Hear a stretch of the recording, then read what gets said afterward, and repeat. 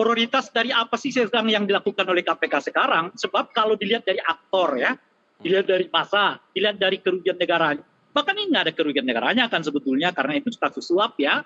Itu masih ada kasus-kasus yang lebih urgent yang semestinya ditangani, disikapi secara cepat oleh KPK.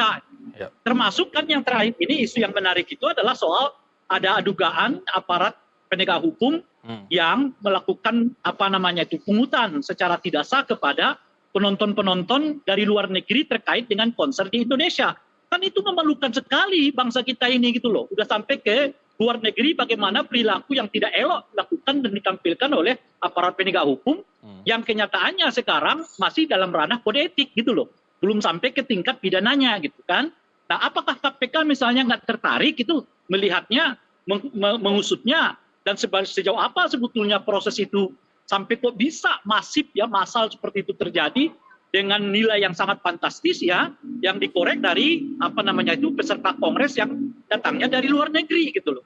Nah kalau dilihat dari segi itu ya kita merasa bahwa kok KPK ini seperti tidak berniat untuk mengejar hal-hal yang berhubungan dengan yang sangat strategis, malah berhubungan dengan hal-hal yang sebetulnya secara bobot nggak terlalu kuat lagi gitu. Kan dulu kita sama-sama ya, Bung Noel mungkin juga tahu bahwa kita mendorong KPK saat itu untuk segera melakukan pemanggilan kepada saudara Hasto karena bukan saja karena ada proses yang diduga berkaitan dengan Hasto, tapi Hasto itu bagian dari kekuasaan saat itu gitu loh.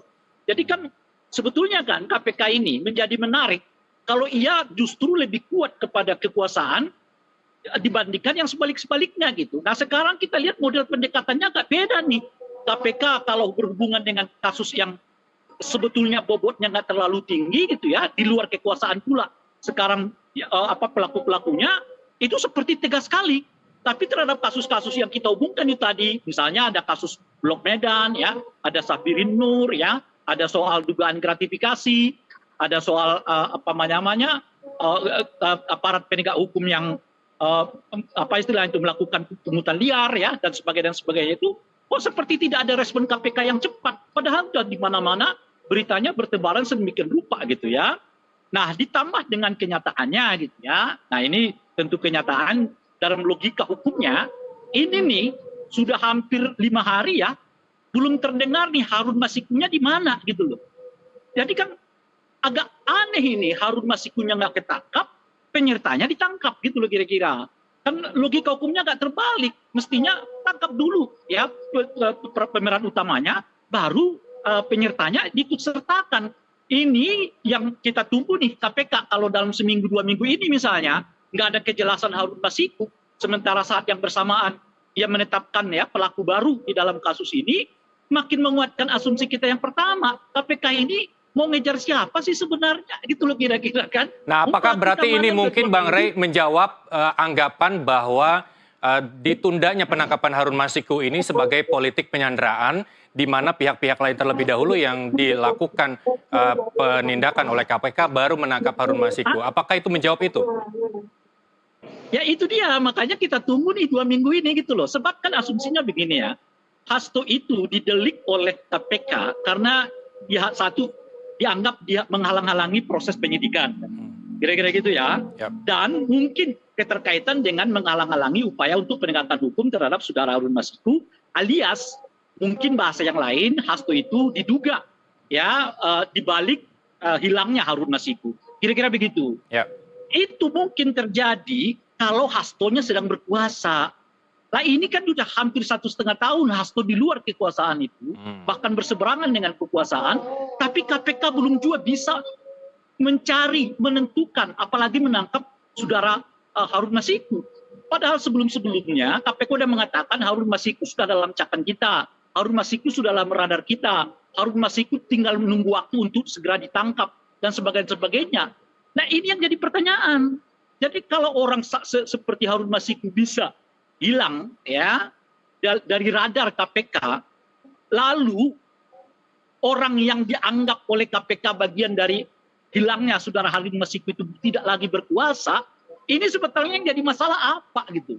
Apakah kecanggihan Harun Masikunya beserta dengan timnya menyembunyikan dia, atau sebetulnya yang kejadiannya itu karena KPK memang nggak mampu ngejar Hastonya, lalu ngejar Harun Masikunya, lalu mencoba mengalihkan perhatiannya kepada saudara Hasto, sekaligus pada saat yang bersamaan untuk menutupi tuntutan yang lebih besar kepada mereka. Apa tuntutan yang lebih besar itu? Yaitu tadi Blok Medan gitu ya, kemudian soal Sahbirin Nur ya kan, kemudian soal dugaan adanya gratifikasi, ada aparat penegak hukum ya kan, CSR BI, macam-macam dan sebagainya gitu. Nah, jadi mereka membuat semacam pertunjukan bahwa KPK ini nggak pandang bulu ya, ketua KPK, sekjen KPK bisa diambil oleh mereka. Iya, karena nggak berkuasa lagi gitu menurut saya. Di situ nilai bobotnya udah berkurang gitu lah. Coba CSR BI itu betul-betul dikejar gitu ya. Coba kasus Blok M itu, Blok Medan itu benar-benar dikejar ya. Aparat penegak hukum yang diduga melakukan pungutan liar itu benar-benar dikejar oleh KPK. Itu baru jago namanya gitu. Makanya saya katakan tadi, orientasi KPK-nya itu mestinya melirik orang yang berkuasa gitu loh. Jadi bukan sebaliknya, melirik orang yang sudah nggak berkuasa gitu. Karena bobotnya itu udah berkurang drastis namanya. Baik, orang Bang Rey, nanti kita gitu. panggil KPK ke studio NTV untuk bicara apa yang direferensikan Bang Rey untuk menguak sebenarnya apa sih tugas utama KPK yang menunggu di depan mata. Saya ke Pak Noel, ini saat pemeriksa di gedung KPK sebagai saksi Arief Budiman, Ketua KPU 2017-2022 menyatakan Harun Masiku menunjukkan foto bersama Ketum PDIP Megawati dan Ketua MA Hatta Ali. Masyarakat mungkin cuma menilai bahwa Harun Masiku sebatas calon legislatif dari PDI Perjuangan. Tapi jauh dari itu, siapa sebenarnya Harun Masiku yang menjadi pertanyaan publik terbesar, Pak Noel? Nah, kan dari awal saya ungkapkan sebelum ditanya ya, apa kaitannya Harun Masiku dengan Hatta Ali? Itu harus kita tanya. Dan saat itu ada kasus BLBI. Itu tanyanya udah, nanti kita kan bongkar-bongkar nih. Kalau saya kan basisnya data, bukan basis omon-omon. Makanya Hasto fokus aja lah terhadap kasusnya. Kemudian ya kita kan ini masih spekulatif. Jangan-jangan memang Hasto ingin menarik-narik lagi yang lain lagi lah. Entah itu di internal partainya atau pimpinan partainya atau siapa, saya nggak tahu lah. Yang jelas dia nggak mau sendiri nih kayaknya sih. Jangan gue sendiri dong. Jangan-jangan kan gini orang, oh iya gue nih melakukan hal ini atas perintah. Bukan ya kemauan saya sendiri, kan jangan-jangan begitu ya kan. Nah tinggal kita cari lagi perintahnya siapa gitu. Nah ini menjawab siapa aktor yang tadi Bang Rey sebutkan begitu ya. Kemudian publik bertanya apakah Hasto bergerak atas dasar kesadaran pribadi atau ada sosok lain di balik ini. Nah itu kan yang menjadi pertanyaan penting gitu loh. Makanya saya sampaikan tadi, ini kan Harun Masiku, ada ada Hatta Ali, lantas naikin lagi tuh ada Syamsul Nur Salim, lantas ada sampai Tumenggung ya waktu itu. Wah, udah kait-kaitin lah. Tanya aja tuh ke Hasto, ini apa nih dalam kaitan ini tuh? Ini pernyataan Noel loh yang ngomong gituin. Bisa Anda konfirmasi tuh ke dia tuh. Gitu. Karena ini keterkaitan semua nih, nggak bisa enggak. Gitu loh. Jangan sampai kata saya lagi. Jangan ya kita nggak tahu Hasto pengen ini loh di atas gue masih ada nih gitu loh, Bu Mega misalnya, kan kita nggak tahu ya kan, gitu. Jadi ya menurut saya kita coba fokus pada kasusnya aja, case-nya Hasto, bahwa ini bukan problem kriminalisasi, ini ada problem hukum. Kemudian kan persoalan hukumnya, lantas apanya itu kan cuman penyidik yang tahu. Jangan-jangan nanti penyidik melakukan hal yang lain lagi yang tidak diketahui Hasto. Karena nggak mungkin penyidik melakukan tindakan hukum tanpa memiliki alat bukti. Penguatan alat bukti itu udah pasti lah, udah standarnya lah. Ini kan bukan eranya lagi, era kegelapan dulu. Orang kerap berkuasa tangkap nggak ada tuh. Gitu loh. Ya Pak SBY dulu waktu saat berkuasa banyak tuh menteri ditangkap. Orang dekatnya ditangkap nggak teriak-teriak kejar-kejar begini nih, nggak teriak-teriakan kayak maaf ya kayak orang kesurupan. Gitu. Wah, narik semua ketakutan kayak orang tenggelam di tengah laut. Ada rumput-rumput, ada balok-balok, padahal itu pun nggak bakal nolong dia dari dia tenggelam. Dia tetap tenggelam kok, tetap tersangka. Tuh. Baik, Bang Rey, kalaupun memang pernyataan dari Pak Noel ini benar adanya ketika Hasto menginginkan bukan hanya dirinya saja yang ditetapkan sebagai tersangka dalam pusaran kasus Harun Masiku begitu ya. Ini kalau terjadi berarti ada faksi-faksi di PDI Perjuangan yang mungkin pro Hasto dan pro tokoh-tokoh lain di PDI Perjuangan. kalau Anda boleh ungkapkan bagaimana faksi itu terjadi di PD Perjuangan. Kurang jelas. Ya, tadi Pak Noel mengatakan bahwa dugaan sementara Hasto Kristianto ini tidak mau sendiri ditetapkan sebagai tersangka. Halo Bang Rey. Halo Bang Rey. Oke, sambil menunggu sambungan Zoom dengan Bang Rey. Gimana? Ya, Jelas tadi. sudah jelas terdengar suara saya?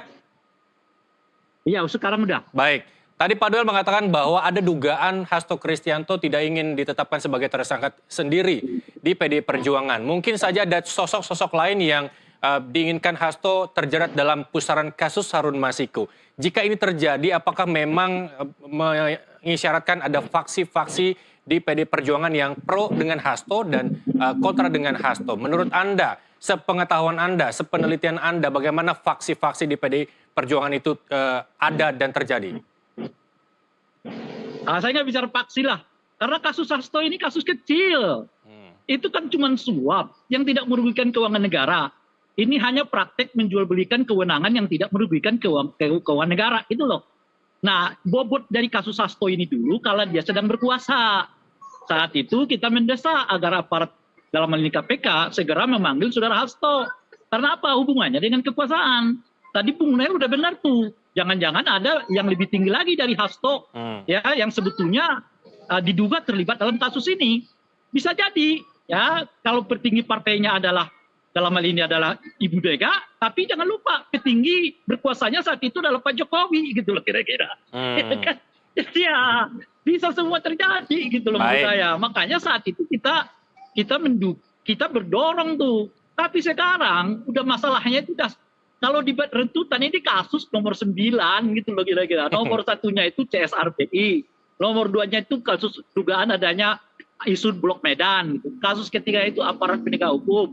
Kasus keempatnya itu dugaan adanya gratifikasi, macam-macam gitu loh kira-kira.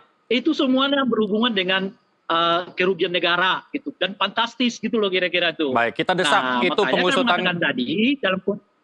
Ya, kita desak KPK mengusut kasus yang Bang Rey sebutkan. Tapi kalau saya salah tolong korupsi, Pak Noel, Pak Jokowi juga sudah mengatakan bahwa akan bersedia jika dilakukan pemeriksaan terkait dengan tersangkanya Hasto Kristianto. Tapi dengan Ketua Umum Bu Mega ini pernah menyatakan bahwa akan hadir atau buka suara terkait dengan penetapan dari Hasto Kristianto sebagai tersangka. Namun sejauh ini dari 23 Desember KPK mengumumkan penetapan Hasto sebagai tersangka hingga kini belum juga muncul di hadapan publik. Apakah ini langkah ketakutan dari Bu Ketum atau masih menunggu waktu lain, dan waktu lain itu apa, Bang Rey, menurut Anda? Ya kan namanya juga akan berkunjung. Kapan waktu kan ngapain dikunjungi kalau Hastonya masih ada di sekitar di lingkungan Ibu Mega kok? Gimana? Nah, kalau disebut mungkin maksud Ibu Mega kalau misalnya Hasto sempat ditahan atau misalnya proses peradilannya udah terjadi, ya bisa saja Ibu datang menjenguknya, atau mungkin nanti kalau udah lagi dalam proses persidangan Ibu datang menghadiri sidangnya dan sebagainya gitu loh kira-kira itu. Kalau itu masalah simpel lah, sepele lah ya. Yang besar ini tadi seperti yang kita diskusi di awal, ini video ini isinya apa? Itu yang penting menurut saya gitu loh. Bagi kepentingan bangsa dan negara ini soal Ibu datang, Ibu tidak datang, ya itulah. Ya itu apa bedanya kita datang berkunjung, tidak berkunjung dan sebagainya gitu. Nah, menarik juga kalau sampai tadi ada info yang menyebut Pak Jokowi siap datang bersaksi. Nah, itu cocok tuh. Baiknya KPK juga manggil Pak Jokowi kalau itu dirasa penting atas kesaksian Pak Jokowi. Tadi kan tidak kita menyebutkan.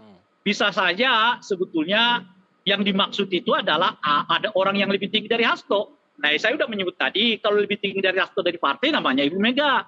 Tapi kalau lebih tinggi dari Hasto dalam kekuasaan namanya Presiden Jokowi saat itu. Nah, apakah kedua-duanya akan dipanggil oleh KPK? Walau alam. Nah, cuma saya mengatakan ini kasusnya sebetulnya kalau dibuat peringkat, itu peringkat ke-9 gitu loh Pak. Baiknya kita ngejar yang gede-gede gitu, termasuk menunggu pernyataan Pak Prabowo, menunggu pernyataan Noel terkait dengan putusan hakim yang cuma 65 tahun terhadap kasus 270 triliun.